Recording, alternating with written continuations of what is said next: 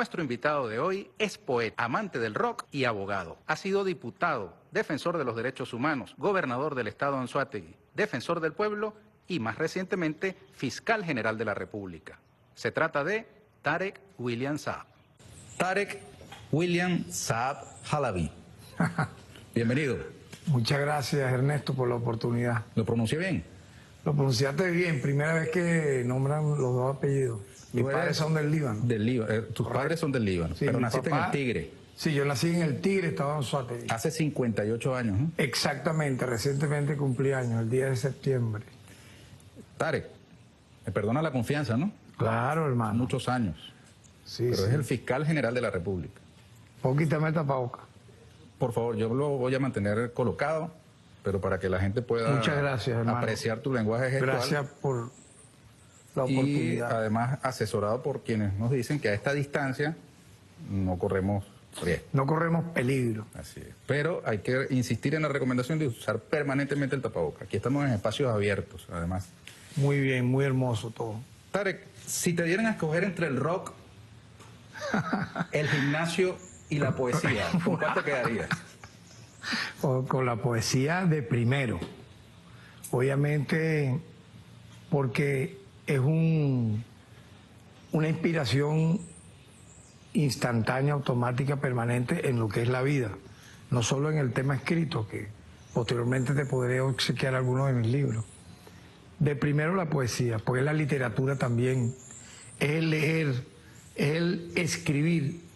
Y recuerda que la poesía, según mi criterio, tú eres el ministro de Cultura, puedes tener una acepción tal vez mucho más amplia, pero yo diría que la poesía es la madre de todas las artes, porque tú consigues poesía, por ejemplo, en una pintura, en una escultura,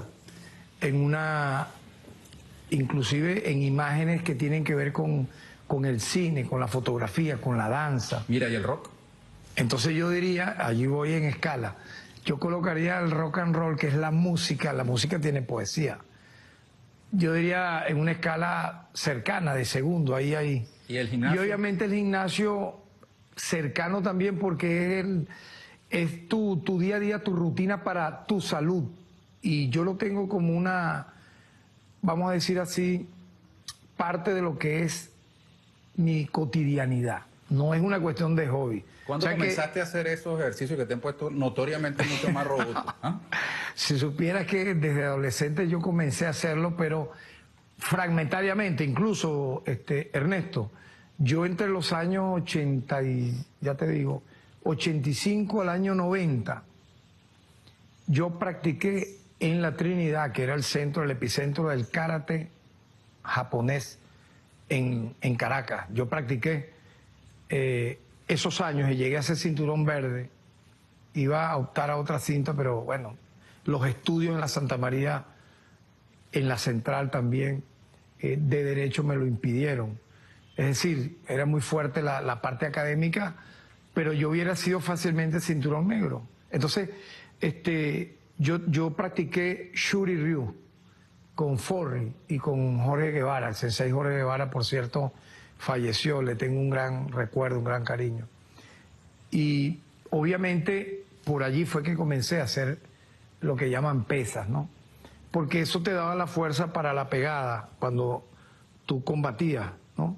Yo llegué a ganar varios trofeos en ese momento. Pero en las Catania. fotografías de tus primeros tiempos en la política no te veías así. Te estoy hablando de los años 80.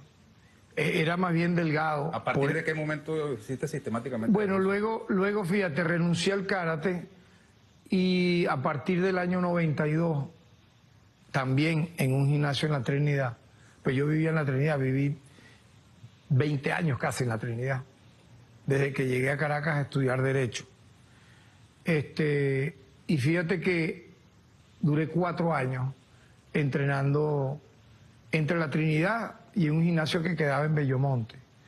Luego comencé a estudiar posgrado de Derecho Penal, y luego un posgrado en la Central de Derechos Humanos.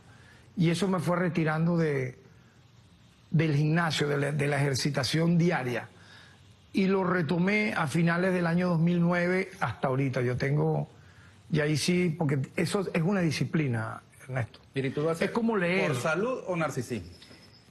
Obviamente por salud, porque fíjate tú, afortunadamente con los 58 años que tengo, uno no tiene que estar haciendo alarde de eso, pero sinceramente, muy extrañamente, ha tenido una enfermedad, ponte de carácter viral o cualquier recaída, todo lo contrario. En lo personal, de verdad, desde pequeño, de joven, nunca he fumado nada. A veces me fumo un tabaco así, un tabaco de esos habanos que... No tengo ningún tipo de afición jamás a la bebida, ningún tipo. Obviamente mucho menos a psicotrópicos ni nada por el estilo. Pero es decir, si tienes he tenido una vida afición muy a sana. los tatuajes, ¿no? Bueno, eso sí, no lo voy a negar. Creo que me comencé a tatuar a finales de los años 70, principios de los 80. Imagínate del tiempo que te estoy hablando. Una cobra acá en la espalda, que me la hicieron con tinta china y con hilo de coser, agujas de coser y con hilo de coser. La tinta china obviamente no era la ideal para eso. O sea que eso ha evolucionado de una manera increíble, ya especializado con las agujas, las máquinas. Pero ese tatuaje me produjo hasta fiebre, recuerdo, por la tinta china en el cuerpo. Pero ya el tiempo ha pasado y creo que tengo más de 60 tatuajes que son simbólicos. O sea, ¿Cuándo te hiciste budista? cuando comencé a leer, siendo liceísta, un libro o los libros de Hermann Hesse, por cierto, un premio Nobel de literatura muy reivindicado por el movimiento contra cultura hippie de los años 60, él escribió un libro que se llama Siddhartha. El nombre real del Buda es Siddhartha Gautama, un príncipe que renunció a sus riquezas en la India y se dedicó a la espiritualidad. Ese libro yo lo leí, Ernesto, teniendo como 15 años, porque leí toda la literatura de Hesse que estaba de moda en ese tiempo. El Lobo Estepario, Demian, Narciso y Golmundo, Bajo las Ruedas.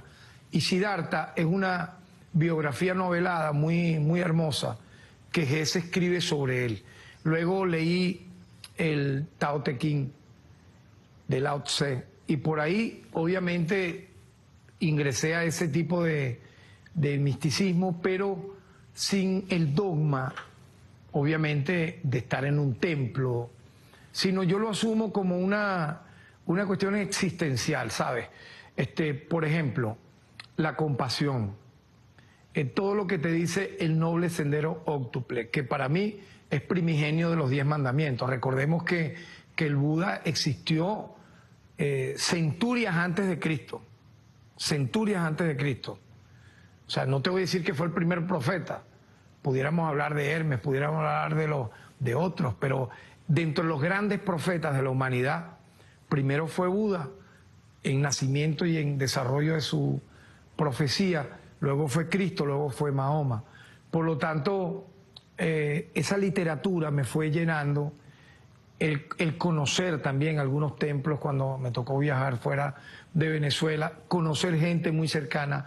Luego la literatura de personas vinculadas al budismo de la Beat Generation, por ejemplo, Gary Snyder, el propio Hinsberg en su momento, Jack Kerouac. Yo leí un libro, yo iba mucho a una librería que se llama Cuaymare, que quedaba en las torres del Centro Simón Bolívar, y ahí ocasionalmente, estando en Caracas, leí Los Vagabundos del Dharma de Jack Kerouac. Entonces yo diría que mi conexión allí fue primero por la literatura y luego por la filosofía. Yo te concluyo, yo lo asumo como una filosofía de vida y no como un dogma así que...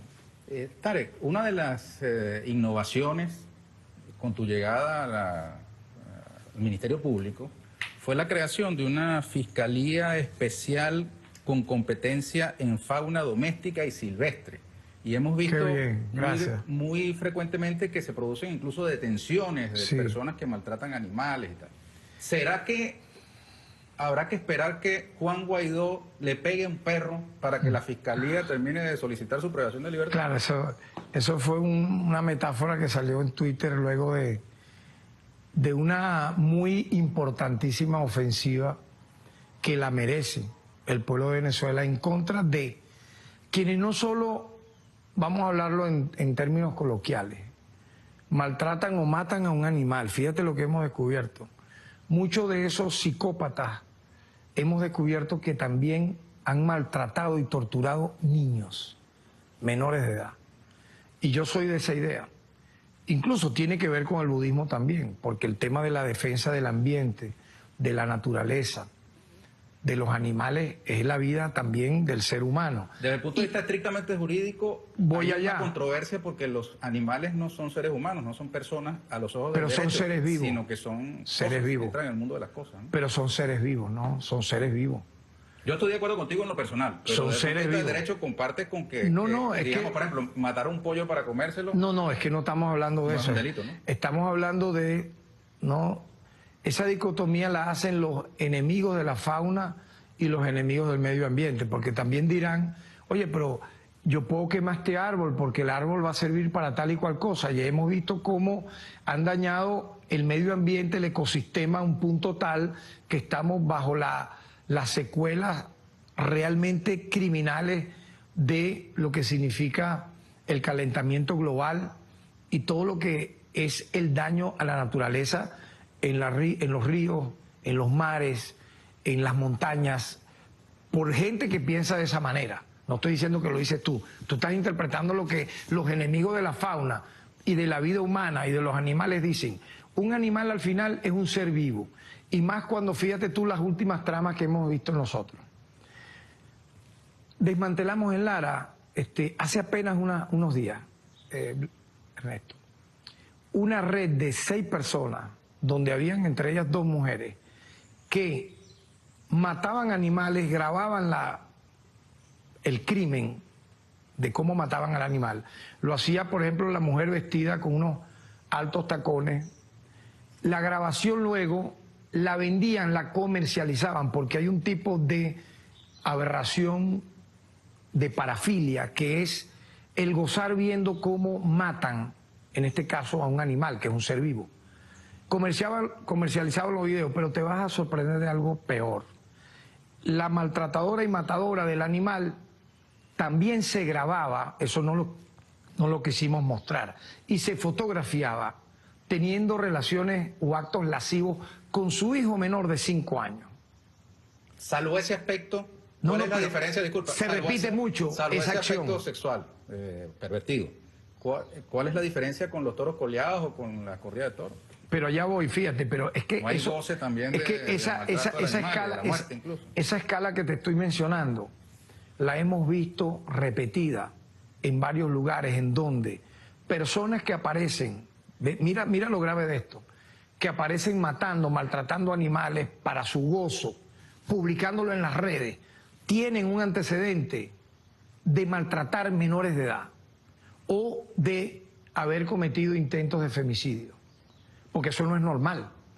O sea, por ejemplo, hay tipos que por venganza, un vecino tiene una mascota, lo envenenan, lo matan por placer y luego le entregan, ponte tú, decapitada la cabeza o algún miembro a ese vecino. ¿De qué estamos hablando? Filmado y multiplicado, inclusive en términos que antes, y ese es el precedente que ha hecho el Ministerio Público, ni siquiera eso se tocaba, porque tampoco se tocaba el delito, por ejemplo, de combatir las violaciones a derechos humanos. Yo lo he dicho, ni el narcotráfico, ni cualquier otro tipo de delito, fíjate, grave. Y te culmino rápido. Si tú no atacas las faltas y los delitos menores, o los llamados delitos menos graves, créeme que habrá impunidad con los delitos graves.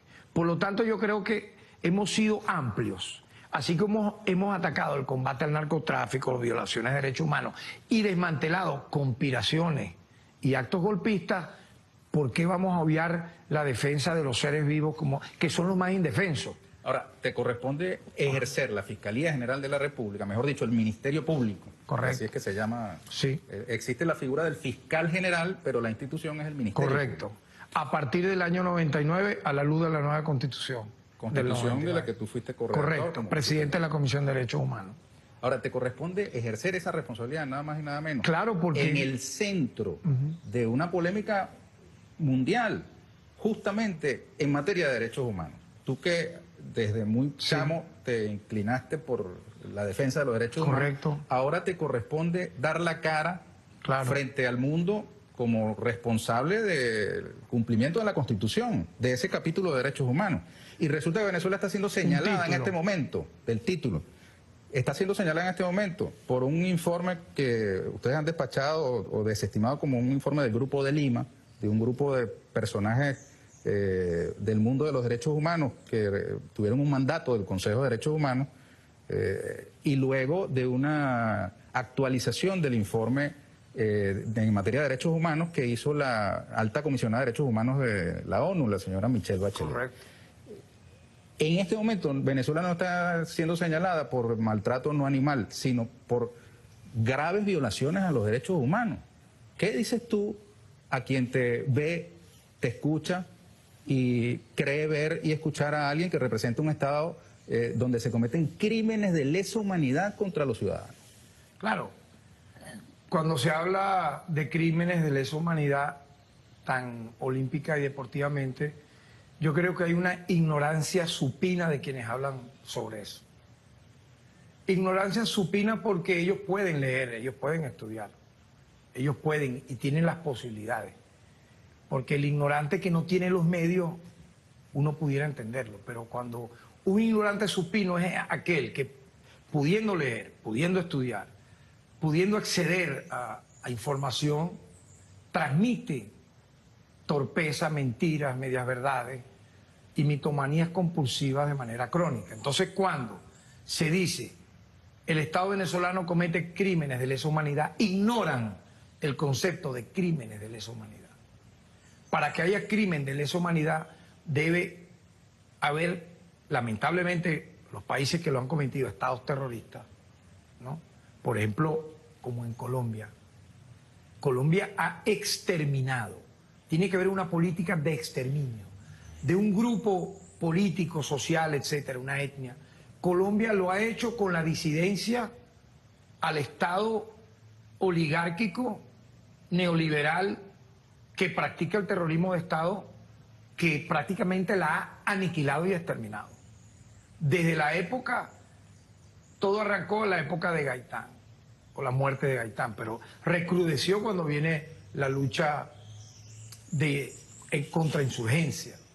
¿Por qué? Porque no ha cesado el crimen sistemático en contra de todo aquel que pueda ser un activista no solo de izquierda, sino un activista social. Ahí hay una política de exterminio que se ha llevado de por medio, aparte de Gaitán, que iba a ser presidente de la República en los años 40, se llevó a Luis Carlos Galán. Luis Carlos Galán iba a ganar la presidencia de la República de Colombia en los años 90. Luego se llevó a Jaime Pardo, luego se llevó a Pizarro, candidatos a la presidencia con opción de ganar.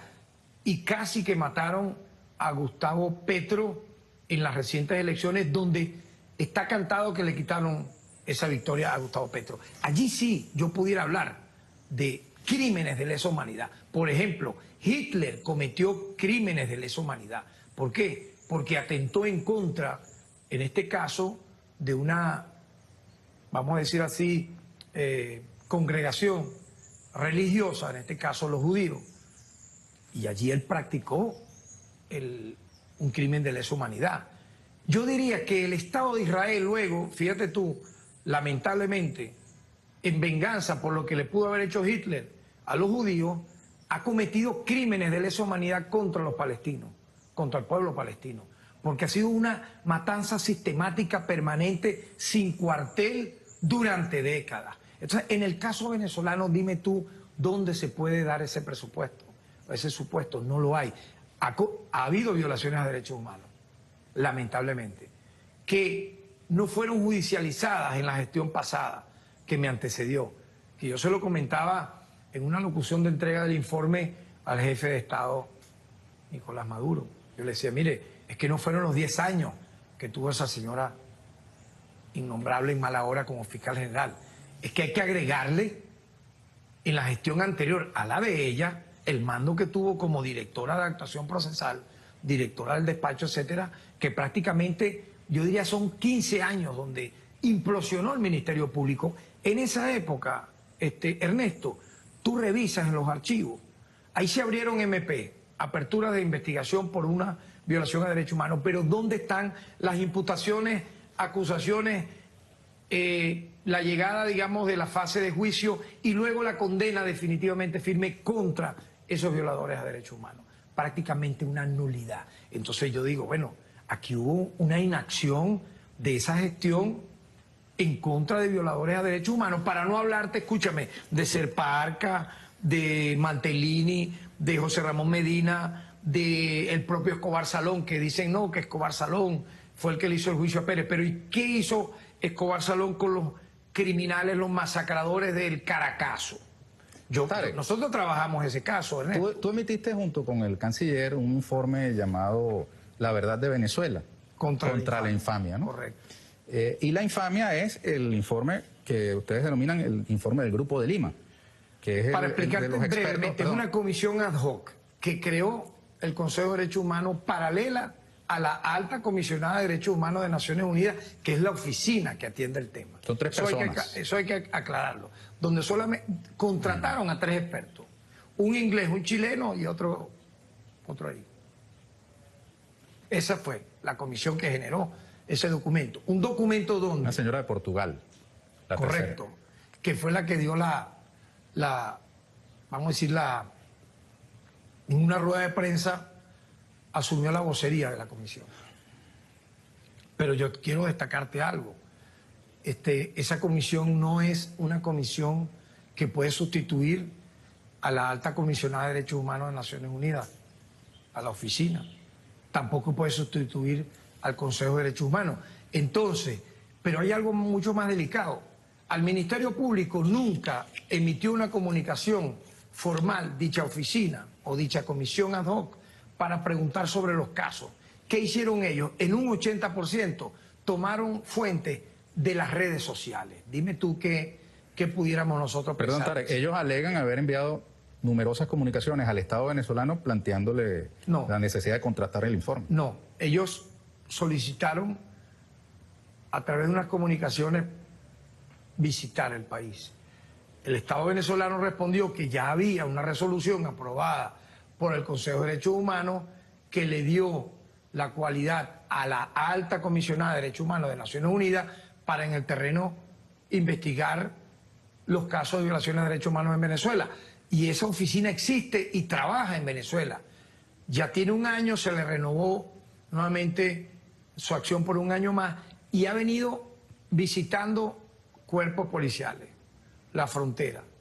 Trabaja de manera directa con los órganos del sistema de justicia. Se entrevista permanentemente con el Ministerio Público, con la Defensoría del Pueblo, con los órganos de justicia del Estado venezolano. Solicita informes, se le entrega. Y allí tú ves, eso no lo dicen, en los últimos 3 informes de Bachelet, incluyendo el que sale el día viernes, yo invito a que lo lean y lo vean, ella reconoce la labor del Ministerio Público e incluso menciona la labor del fiscal general de manera directa en la imputación y, vamos a decir así, judicialización de casos de violaciones a derechos humanos, cosa que en el pasado, como te dije, no existía. Sobre eso te quería decir, ese informe, de los 3 expertos, refiere en sus 443 páginas unos 233 casos de supuestas violaciones de derechos humanos. Presenta 54 casos de ejecuciones extrajudiciales, que en el caso de Venezuela todas las ejecuciones son extrajudiciales porque no hay pena de muerte. Es una expresión incorrecta en nuestro ordenamiento jurídico. En países donde hay pena de muerte, es un lenguaje, vamos a decirlo así, coloquial. Pero una ejecución en Venezuela es extrajudicial siempre. Pero se llama tribunal así, se llama así, digamos, literalmente en cualquier lugar. Es el argot de los igual derechos a humanos. justiciamiento, o sea. Exacto. 95 casos de tortura, 112 detenciones arbitrarias. Ustedes han emitido ese otro informe que despacha como una infamia. Ahora, eso que allí se recoge, sin haber entrado los expertos al país, por sin informaciones haber de redes sociales, al Ministerio Público. Exacto, con todas esas características, ¿ustedes la van a desechar por completo o harán un esfuerzo para separar la paja del grano y tomar los correctivos que sean necesarios en caso de que haya algo de veracidad en lo que ellos refieren allí? Voy a lo que te decía inicialmente. Si uno es respetuoso del derecho internacional público y de la institucionalidad, uno tiene que entender que tú coordinas con vamos a decir así, con tus pares, con quienes de alguna manera a nivel de los organismos internacionales buscan coadyuvar a que haya en los países plena vigencia de los derechos humanos. En este caso, el Consejo de Derechos Humanos tiene, como te dije, la oficina de la alta comisionada de los derechos humanos, que en este caso ahora la preside Bachelet. ¿Ok? Si eso es así, ¿con quién nosotros estamos coordinando los correctivos? ¿Con quién estamos revisando caso por caso? Con la oficina de la alta comisionada de derechos humanos de Naciones Unidas. Porque la otra nace, y eso hay que decirlo, por iniciativa, Ernesto, del Grupo de Lima. ¿Qué es el Grupo de Lima? Un grupo de países enemigos de Venezuela que son direccionados por los Estados Unidos, que se salió del Consejo de Derechos Humanos de Naciones Unidas. Eso hay que repetirlo. Estados Unidos no respeta la institucionalidad internacional en materia de derechos humanos. Ellos se retiraron. Pero ellos tienen allí sus títeres, sus marionetas, que hicieron este trabajo, te repito, de pedirle al Consejo de Derechos Humanos que se cree una comisión ad hoc paralela a la alta comisionada de Derechos Humanos de Naciones Unidas, hacer un trabajo con altísimo sesgo político. Tú no puedes politizar el tema de los derechos humanos. Y en eso, discúlpame que te hablo en primera persona, a uno no le van a venir a dar clases de esta materia. Porque yo ingresé a un comité de defensa de derechos humanos, así se llamaba, Comité de Defensa de Derechos Humanos, exactamente en el año de 1977. Tenía yo 15 años de edad. Y tú me dirás, ¿cómo puede ser eso? Bueno, fácilmente, porque yo era militante del PRB Ruptura. Entonces tú tenías opciones de lucha social. Tú podías entrar en un frente cultural, en un frente estudiantil, en los comités de defensa de derechos humanos. ¿Para qué? Para abogar por los que estando prisioneros, los que eran víctimas de la represión. Imagínate en qué condiciones, Ernesto. No como a estos expertos que le pagaron $5 millones en un contrato para solamente copiar y pegar cosas que estaban en internet. Eso es muy sabroso. No, era arriesgar la vida, literalmente. Arriesgar la vida como activista de derechos humanos en los años 70, 80 y 90, en un país como Venezuela que practicó el terrorismo de Estado. No olvidemos nunca eso. No solo las masacres de Yumare, Cantaura, el Amparo, las famosas, el Caracazo. No. Es que aquí mataban a cualquier persona. Incluso te voy a hablar de un caso muy reciente en la memoria de los jóvenes, en los años 70, 1976. Enrique Rodríguez en Puerto La Cruz, escribiendo una consigna con un spray sobre el gobierno de Carlos Andrés Pérez. La policía del Estado le metió 3 tiros y lo mató. Nosotros reivindicamos su nombre con un comedor popular, le pusimos el nombre de Enrique Rodríguez. Pero era cotidiano matar a estudiantes en manifestaciones públicas, porque no es que eran escopetas con perdigones, que a próximo contacto yo estoy en contra que se usen, totalmente. Ojo, no, eran fusiles. Salían nosotros en la ULA fuimos muchas veces repelidos con disparos de fusiles en el Tigre, siendo yo presidente del Centro Estudiantil del Liceo Briceño Méndez. Íbamos, ponte tú, a una toma pacífica del Consejo Municipal. ¿Quién nos recibía a plomo limpio? La Guardia Nacional. Entonces, muerte de estudiantes, de disidentes de izquierda, masacres horribles, parecidas a la que hace ahorita Colombia, muerte de obreros, de cualquiera que pudiera tener una opción diferente. Y allí no hubo nunca, y existía la ONU, existía Amnistía Internacional muy tímidamente, nunca se hizo una evaluación de esa Cuarta República en base a estos crímenes. Perdón, disculpa, lo hizo tu antecesora, que al frente de una comisión levantó un informe que incluso le entregó al presidente de la República. Yo pertenecía a esa comisión. Los crímenes de la Cuarta República. Comisión por la Justicia y la Verdad. Yo pertenecía a esa comisión, pero a ti te toca ser fiscal general de la República, correcto, no en la Cuarta, sino en la Quinta República. Bueno, yo te lo estoy mencionando. En la Quinta República, aquí en este tiempo, correcto, que nos toca vivir, ¿ha habido o no ha habido violaciones a los derechos humanos? La ha habido y se ha castigado. Por ejemplo, nosotros en más de 3 años, un tiempo muy corto, si tú me permites, porque el lapso de cumplimiento de la gestión no son 3 años, es el doble o más, ¿cierto?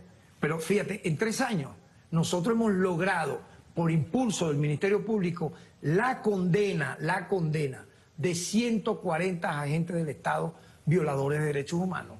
Esa cifra no la puede mostrar el fiscal general de Colombia, ni de El Salvador, ni de Perú, ni de los países del Grupo de Lima. Son 140 funcionarios, policiales, militares. Condenados, óyeme, condenados. Sentencia definitivamente firme. Pero si me preguntas de imputado en proceso de ser finalmente condenado, 1000. Dime tú, ¿cuándo se había visto esto? Te pregunto, ¿esos son militares, policías? Claro, vale, agentes policiales, lamentablemente, agentes de seguridad del Estado, funcionarios policiales y militares.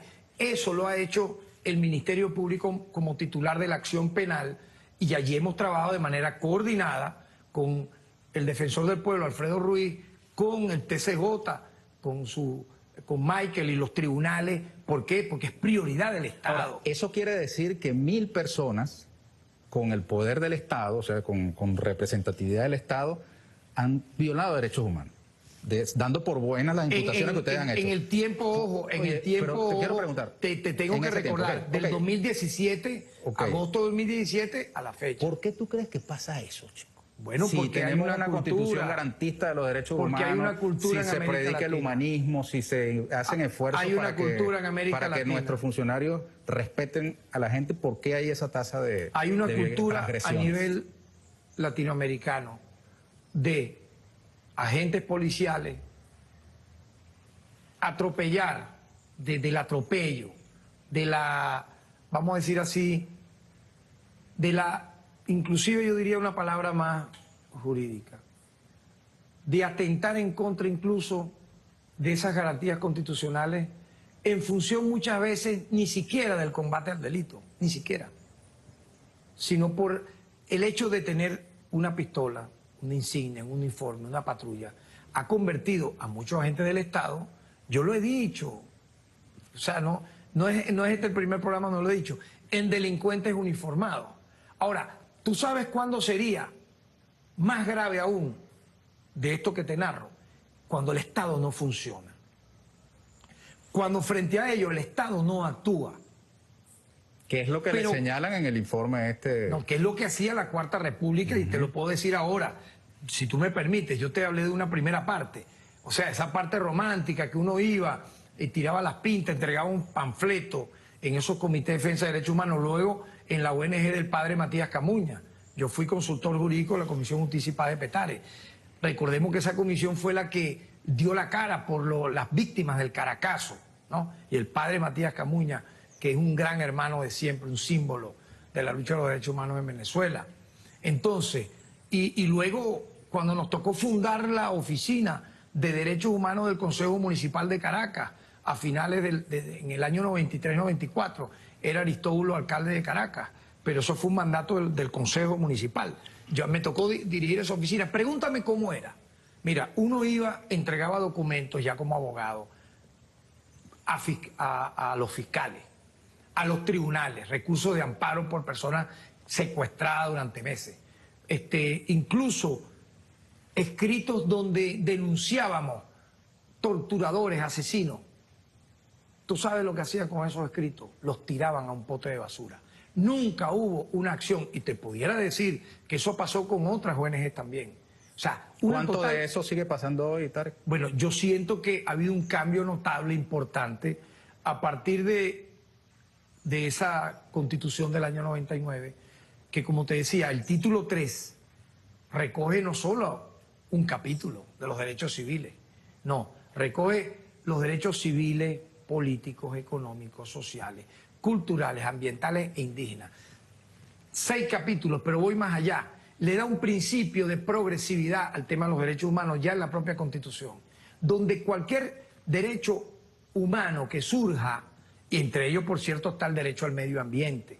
Tú me hablaste de eso al principio, te lo agradezco, porque me da la oportunidad de decir, el derecho a la defensa de la fauna, el medio ambiente, y por ende a los animales, está vinculado al tema de los derechos humanos y está en un capítulo que es el derecho humano al ambiente. Entonces, eso está allí. ¿Qué tuvo que hacer el constituyente?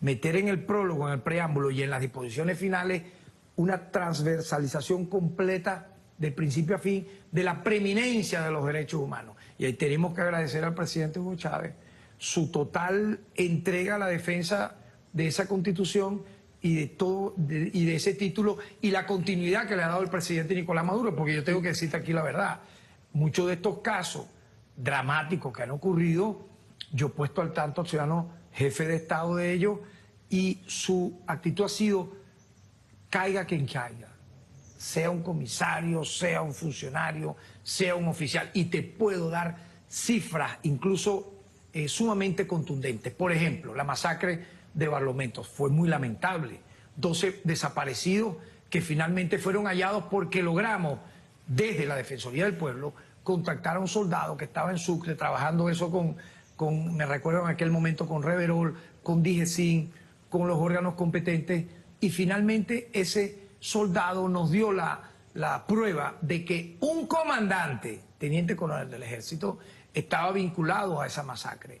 Y logramos finalmente detener a más de 10 oficiales que están imputados y acusados, y 2 de ellos, porque admitieron los hechos, dijeron sí, fuimos responsables, condenados a más de 20 años de cárcel. Entonces, eso es un precedente que tú no lo ves en otros países, de estos que tanto hablan, me vas a permitir decirte en el lenguaje del tigre, de mi pueblo natal, que tanta paja hablan sobre derechos humanos de Venezuela y no conocen esa materia. Pero te puedo hablar incluso de cosas recientes que han sido dramáticas. La actuación del FAE, ok, la actuación del FAE para acá, para allá, pero ¿cuántos imputados tiene el Ministerio Público contra funcionarios del FAE que han actuado mal? Te pudiera hablar de decenas. Lo de Guacamaya TV no es lo único. Antes de esa hubo un hecho en La Guaira, donde fallecieron varios jóvenes, imputados los funcionarios actuantes. La masacre, lamentablemente, que ocurrió en la cárcel de Portuguesa. En la Cuarta República hubo la del retén de Katia. 100 muertos o más, era Ledesma el gobernador en ese momento. Ni un solo preso. ¿Qué dijo el fiscal general de la época, Escobar Salón? Nada, absolutamente. No hubo ningún preso. Pero aquí hubo 7 presos. Entre ellos, fíjate, si me permites rápido, de caso del FAES, oficiales de la Guardia y el director del penal también. Entonces, ha habido una actitud, óyeme bien, de acción frente al hecho lamentable, que como te dije, es una endemia, parece, en América Latina. Para no hablar de Estados Unidos, si hablamos de la brutalidad policial en los Estados Unidos de América, mejor lo dejamos en para otro Venezuela, programa. el nombre del FAES con cierta frecuencia aparece vinculado con situaciones como esta que tú has mencionado. Has mencionado decenas de imputaciones, claro, ¿no? ¿Eso es suficiente como para evaluar su disolución? Yo creo que es el momento de una reestructuración, no solo del FAES, sino de la PNB, sino de varios cuerpos policiales. ¿Por qué? Porque simple y llanamente es yo diría toda acción tiene una reacción. Eso lo decimos mucho los judistas, ¿no? En este sentido, es importante para la propia salud pública que cíclicamente, no porque es una coyuntura, no, cíclicamente se hagan este tipo de políticas que son de depuración, de reestructuración para mejorar, porque aquí hay una ley de la Policía Nacional muy moderna, donde se habla de los principios, por ejemplo, obviamente tomados, nosotros dimos ideas sobre eso, tomados de la propia Constitución de la República Bolivariana de Venezuela y del derecho internacional, donde se habla, por ejemplo, del principio de la proporcionalidad. Si tú vas a repeler una acción donde tú te sientes atacado y lo están haciendo, suponte tú, con una piedra, con una botella, tú no puedes dispararle a la cabeza a la persona que te está atacando. Eso lo hacen en Estados Unidos, en Colombia, todos los días y no pasa nada. Pero en Venezuela el que lo haga sabe que le va a venir de 20 a 30 años de cárcel. Sincera, te lo digo y llanamente aquí. Por lo tanto, si los funcionarios policiales lo saben y lo hacen, bueno, mira, lamentablemente no quieren a su familia, no se quieren a sí mismos, obviamente no quieren a la República. Y entonces serán castigados con todo el peso de la ley, que es lo que yo te quiero destacar. En el informe Una reestructuración de la Policía Nacional Bolivariana implica que no nos fue bien con el nuevo modelo policial venezolano, porque la PNV es nacida de ese intento de crear un nuevo modelo con una nueva cultura sobre, por cierto, las cenizas de la Policía Metropolitana, que era como el ícono de las violaciones de derechos humanos en Venezuela. Esa pregunta sería ver las cosas de manera dicotómica, blanco y negro. Y la vida tiene matices. Yo no lo veo así. Yo veo que es el afán de corregir, el afán de evolucionar, el afán de la transformación para mejorar. Si algo puede mejorar, puede funcionar mejor, tú corriges. ¿Cuál es el problema? Grave es que tú te estanques, como ocurre, si me permite, en los países que cuestionan a Venezuela. Eso hay que hablarlo. O sea, ¿qué autoridad moral puede tener Chile, por ejemplo? Que en un mes apenas de manifestaciones, o un poco más, mató a mansalva a más de 30 personas e hirió, quitándole la vista, a casi 400. De eso no se habla. Pero aquí se habla es del caso de Rufo Chacón en Táchira. Pero no se dice la verdad. Lamentablemente hubo ese caso. Unos policías del estado Táchira, repeliendo una manifestación, gravemente lo hirieron con perdigonazo, le lesionaron la vista de manera definitiva. Pero ¿por qué no se dice que el Ministerio Público imputó y acusó con la máxima pena a esos funcionarios policiales? ¿Te das cuenta entonces? Entonces mi metáfora es que el tema de derechos humanos no se puede utilizar de manera mercenaria, no se puede comercializar.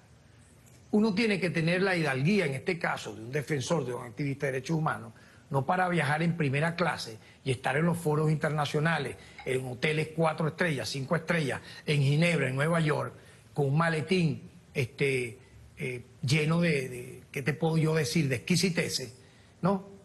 Hablando de los derechos humanos, porque de eso sí pudiéramos nosotros, como te dije, darte un largo testimonio. Pero no queda largo tiempo, sino 10 minutos, Tarek, así que te voy a pedir muy bien. Respuestas muy breves. Gracias. El presidente Nicolás Maduro anunció su disposición a profundizar sus relaciones con la alta comisionada Michelle Bachelet de Derechos Humanos. Incluso planteó realizar una videoconferencia atendiendo la recomendación del secretario general de Naciones Unidas.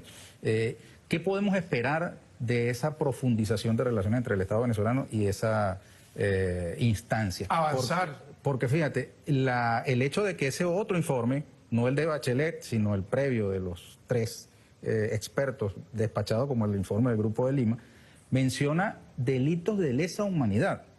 Y al mismo tiempo, el señor Guaidó ha hecho un llamado a la comunidad internacional a intervenir en Venezuela, invocando la responsabilidad de proteger, porque supuestamente en nuestro país hay esos crímenes de lesa humanidad. Perfecto, mira. ¿Qué se puede esperar entonces? ¿Qué se puede esperar? Simple y llanamente avanzar, mejorar, corregir lo que haya que corregir. Afortunadamente, y eso yo lo he repetido una y lo repetiré 1000 veces, ya te lo hablaré como especialista en la materia, con estudios de derechos humanos no concluidos, pero a punto de concluir cuando lo reactive, porque avancé mucho académicamente en esos estudios de derechos humanos en la UCB.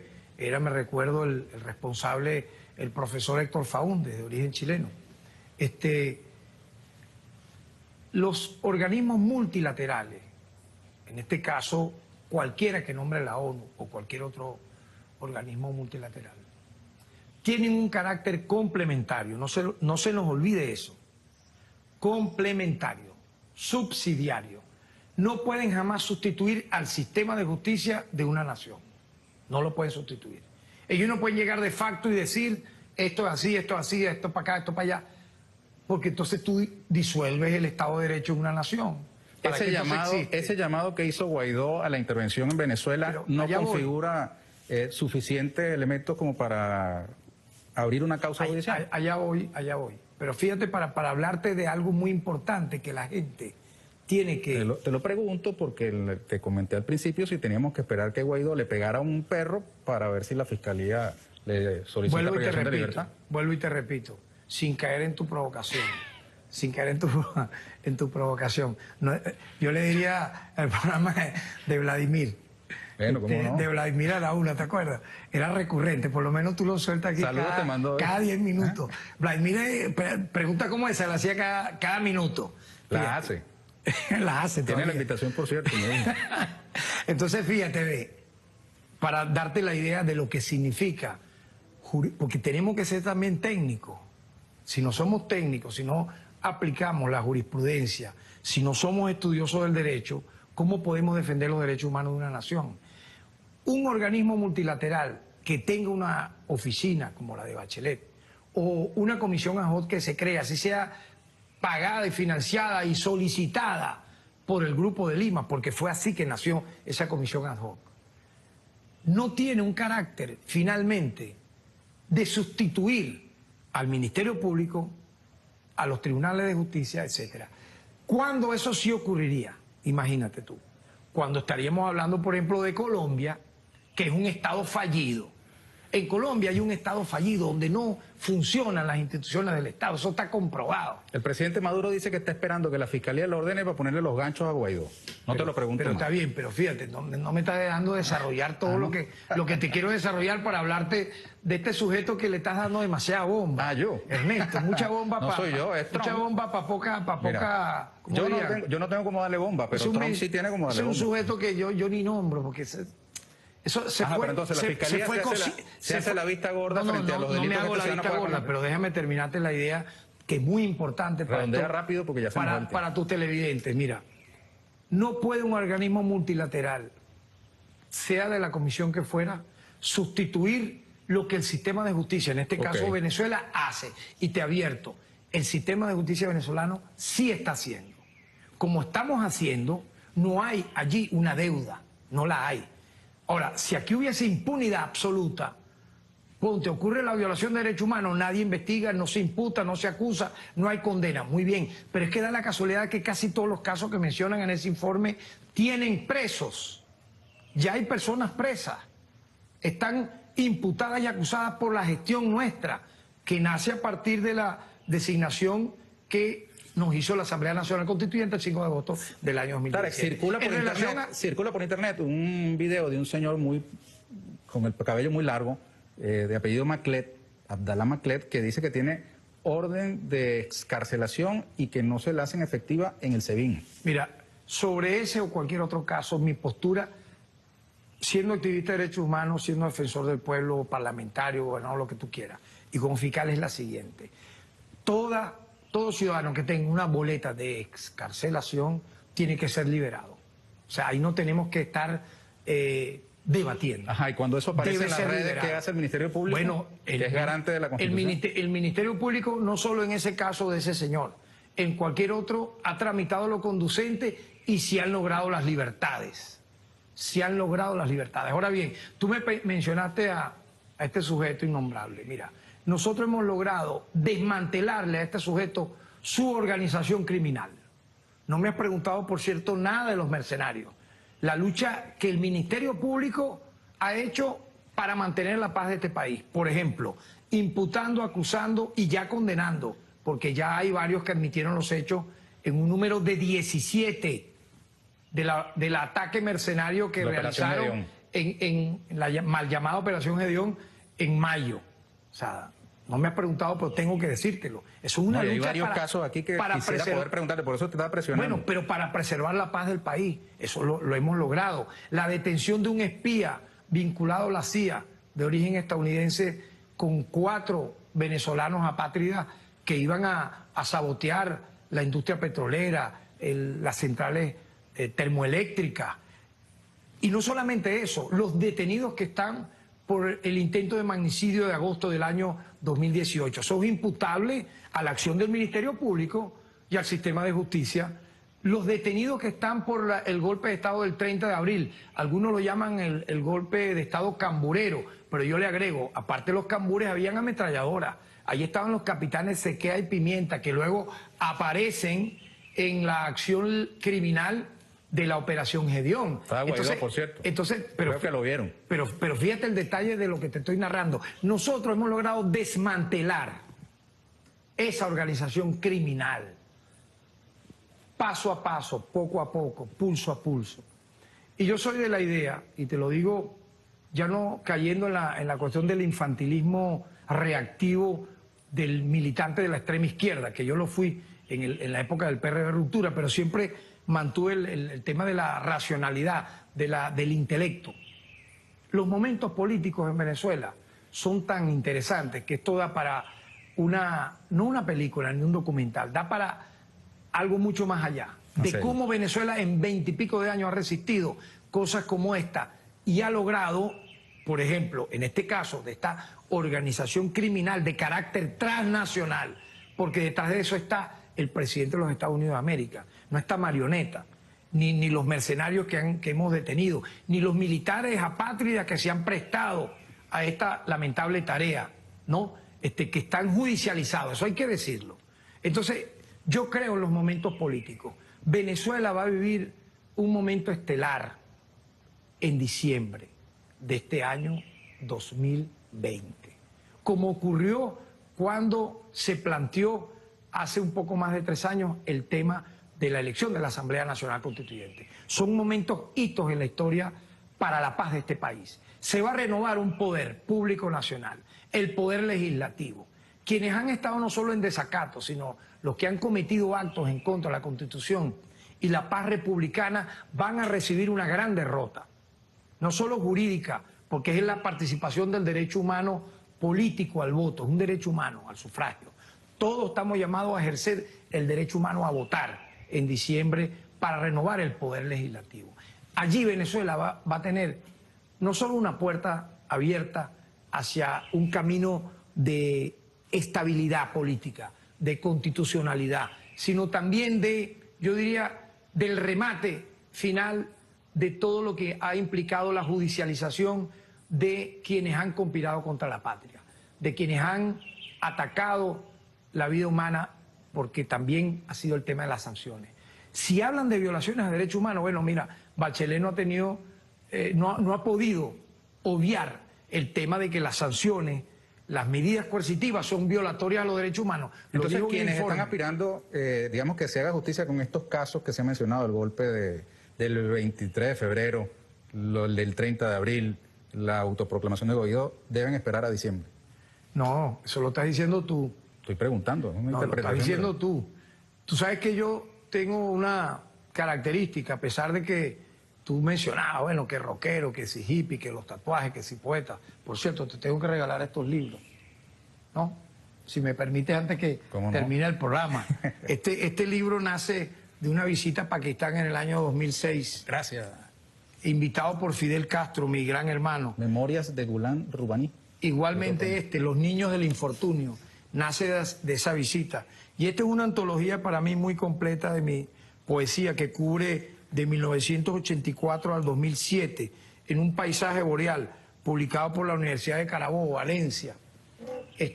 También tengo un blog literario, si me permite la propaganda, tarekwilliamsaab.com.be, porque en internet pueden conseguirlo. Lo que te quería comentar es que... Pero te regalo, creo que aquí le nació. Muy bien, muchas gracias.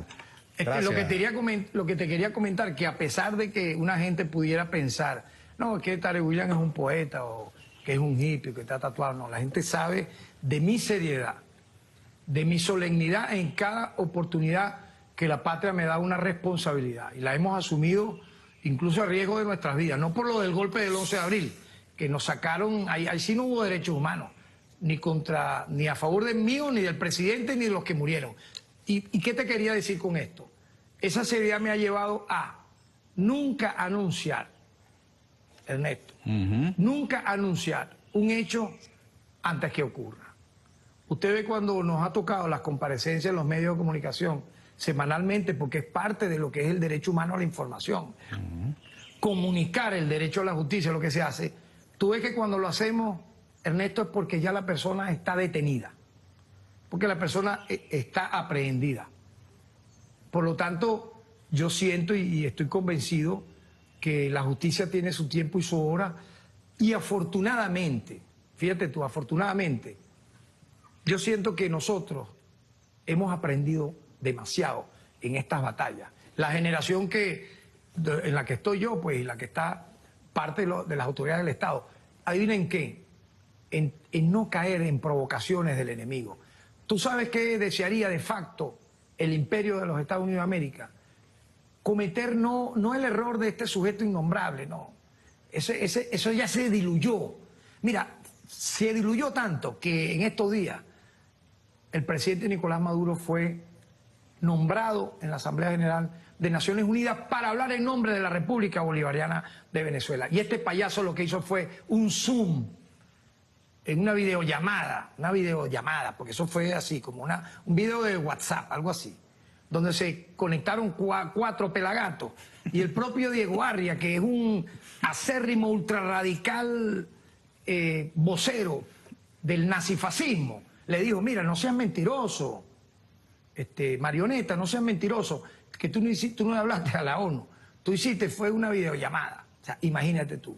Entonces, yo creo que no podemos tampoco, y eso es un llamado también a los movimientos sociales nuestros, no podemos caer siempre, muchas veces, en lo que interesadamente, y lo voy a decir aquí, desde las redes, de forma muy planificada, con los equipos de inteligencia del caso, lanzan para captar gente nuestra de muy buena voluntad, que empiezan a repetir como robots muchas veces, pues son personas, los bots, los que lanzan esas matrices, ¿no? Y entonces, bots que a la vez son robots, empiezan a lanzar eso, que se van repitiendo, y captan a algunos de la gente de muy buena voluntad, del movimiento revolucionario, de los movimientos sociales, y empiezan a repetir eso. Te pregunté mucho, acojo la crítica por el caso de Guaidó, pero hay varios casos que no quisiera dejar por fuera. Yo quisiera mencionarlos y que haya respuestas breves para que ¿cómo podamos. no? Está el tema de los exgerentes de PDVSA, Argenis y... ¿cómo se llama la chica? Chirino. Alfredo Chirino, exactamente. Hubo una audiencia recientemente donde le retiraron dos de los cargos. Permanecen bajo prisión, pero le han retirado los cargos de conspiración. Los más importantes se les quedaron. Ajá. Los defensores, que son del campo de la izquierda, el campo de la cultura, hay un movimiento en las redes a favor de su liberación y de su inocencia, te recriminan que has adelantado opinión, que lo has criminalizado por adelantado a esos personajes. Mira, como te dije, no polemizo, muchas veces te diría que ni siquiera polemizo con el enemigo cruel que está enfrente, porque es lo que busca. Provocarte, llevarte un terreno. Los judistas decimos, nunca discutas, y esto lo digo a nivel general, nunca discutes o polemices o debatas con quien nunca por ninguna razón va a creer en lo que dice, porque caerá en su terreno y ahí él es más peligroso. Te lo estoy diciendo de una manera mucho más bondadosa, porque la frase es mucho más lapidaria, ¿no? Entonces yo no voy a caer en polémicas de ese tipo, yo me voy al derecho. Hay 14 experticias de carácter informático ineludibles que señalan que efectivamente en las computadoras de ambos había información que no deberían haberla tenido allí, y que hay algo mucho más delicado. Aparecieron filtradas luego en los grandes medios internacionales, donde se hablaba no solo de información reservada al Estado venezolano, pero te lo digo de otra manera incluso. En ninguna oportunidad, cuando se les imputó, luego ahora que se les acusó, luego que vino el pase a juicio, su defensa, ni siquiera ahorita, hace unos días, ha podido contradecir ninguna de esas pruebas. ¿Qué te parece eso? Ninguna. No las ha contradecido. Por ejemplo, ¿por qué estos gerentes se hablaban con una empresa estadounidense sin tener permiso para ello?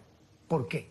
Sin estar autorizados. No, porque sí les dieron el permiso. Muestre el permiso. Nunca lo mostraron. ¿Te das cuenta? Entonces es mentira.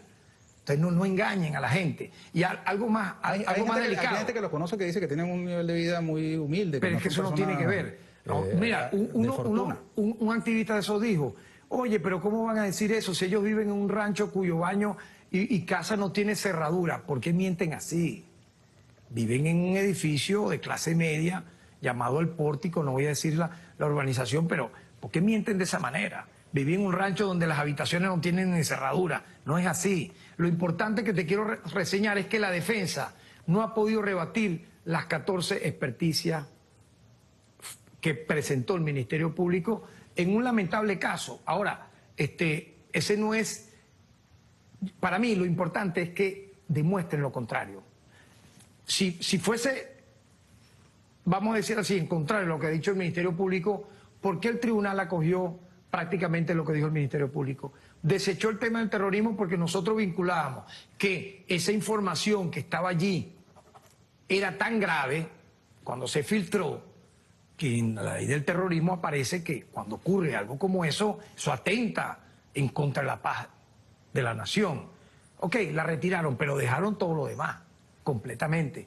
Por lo tanto, yo diría que ahí se ha actuado a derecho, se ha escuchado a los familiares, se ha escuchado a los abogados, ellos han tenido la oportunidad de presentar en descargo su defensa, han podido rebatir las experticias que presentó el Ministerio Público y no lo han hecho. ¿Por qué no lo han hecho? Por algo será.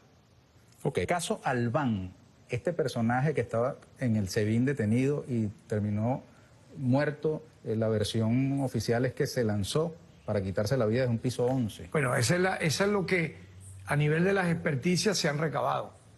Eso es lo que se tiene. Que se quitó la vida. Así como tú lo dices.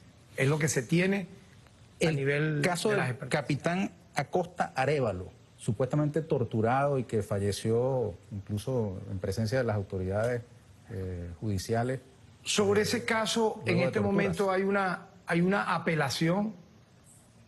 Hay una apelación. No quiero adelantar juicio de lo que puede ocurrir sobre ello. El caso de los policías metropolitanos del 11 de abril.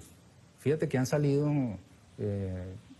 dos amnistías, la que dictó Chávez, la que dictó Maduro, y estos policías metropolitanos acusados, condenados por muertes del 11 de abril, permanecen detenidos pagando cárcel. ¿Qué quieres tú? ¿Que sean liberados? Los que mataron a la gente el 11 de abril, ¿tú quieres que salgan libres? Quiero saber la opinión del fiscal general sobre ese tema. Pero te repregunto como ciudadano. Yo fui víctima de los hechos del 11 de abril, pero una víctima leve, gracias a Dios. El presidente Chávez pudo haber sido víctima de un magnicidio, como ocurrió con el caso del presidente Maduro en agosto. Ambos fueron magnicidios frustrados. Ahí mataron francotiradores y policías metropolitanos a más de 10 personas. ¿Quiere Ernesto Villegas que los que violen en términos de eso salgan en este momento? ¿Qué diría la nación? Yo te digo algo, si mañana pueden ser sujetos de una revisión que le pidan a la Comisión por la Justicia, la Verdad, la Paz y la Tranquilidad Pública, que me toca presidir, que evalúe ese caso, lo evaluaríamos. Pero yo te dejo la interrogante a Voz Populi, porque cuando se habla, no, que hay unos metropolitanos presos, pero ya va, ¿en qué contexto fueron presos y condenados? En un contexto de golpe de Estado, de intento de magnicidio, donde lamentablemente le dieron disparos en la cabeza y en los pulmones a inocentes que estaban en las calles para propiciar el derrocamiento del presidente Chávez. Lo que pasa es que como uno tiene la visión de que en Venezuela lamentablemente continúa existiendo una justicia de clase, donde por ejemplo un personaje como Requesén, que está incluso imputado, ¿no?, por participación en el intento de magnicidio del presidente Maduro, obtiene una medida de amnistía. Pero estos policías metropolitanos que son, digamos, policías, sí, pero humildes, vamos aquí a aclarar presos, algo, ¿no? Ya, aclaremos algo.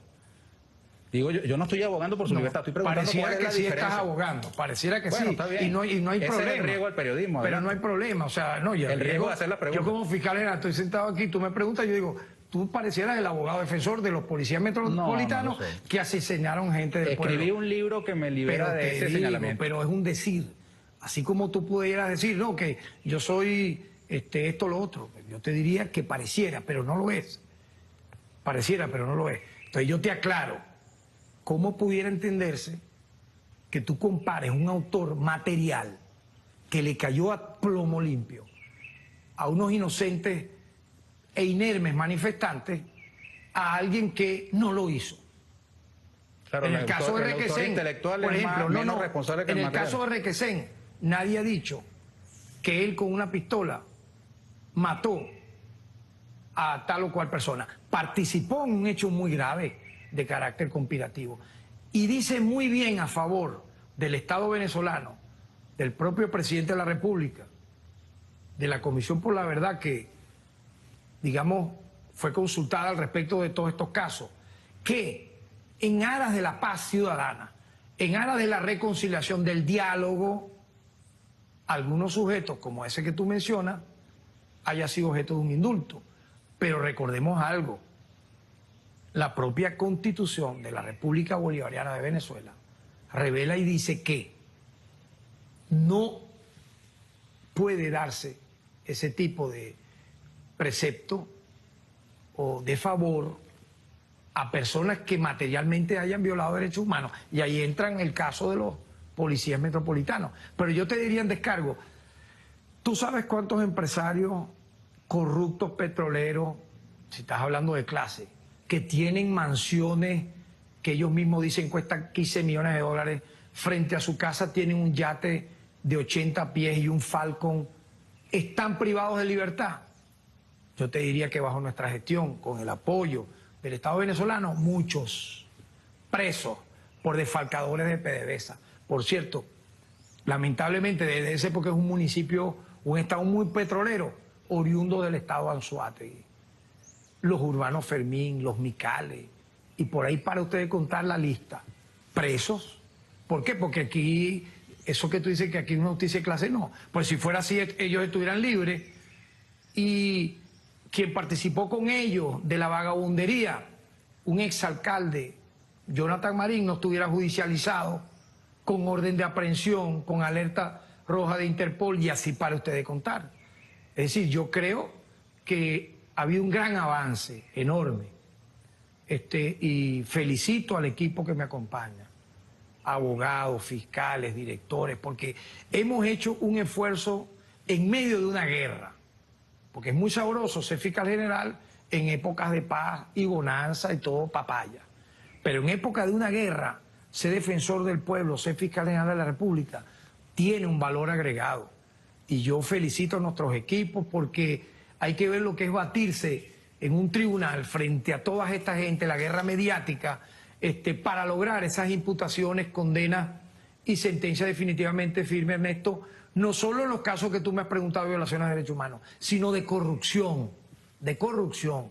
Más de 100 funcionarios del Estado presos por corruptos, Tengo muchos por bandidos, casos más, Tarek, pero traficantes de droga. ese es el último que quería mencionar. Perfecto. Se me quedan en el tintero para la próxima. No, pero si dilo brevemente. No me da tiempo. Podemos hacer respuesta en 5 segundos. No me va a dar tiempo. 5 segundos. Conociendo al invitado no me va a dar tiempo, pero uno solo.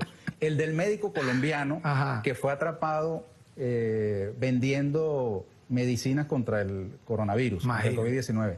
La Cancillería colombiana protestó la detención y Almagro la secundó. Esa protesta. Eso es increíble. Tú ves a lo que hemos llegado. Una persona que estaba vendiendo una ampolla que realmente pudiera ser muy, muy útil, pero en extremo para quienes tienen el COVID y le ataque la vía pulmonar. Este señor decía, bueno, te la estoy dejando en 800 porque en la calle se encuentra en 1500. Lo que él no dice es que el Estado las da de manera gratuita. Entonces, ¿cómo tú puedes llamar eso? Una persona que viola el código de ética, una persona que no tiene respeto a su propia familia, a los pacientes, pero no solamente vendía la ampolla Remdesivir, no solo esa, vendía todas las demás, todo el paquete. Por lo tanto, está judicializado con todo el peso de la ley. Gracias, Tarek.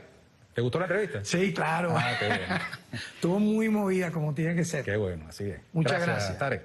Te voy a pedir que te coloques el tapabocas un segundo, por favor, para yo retirarme el mío y poder despedir la entrevista.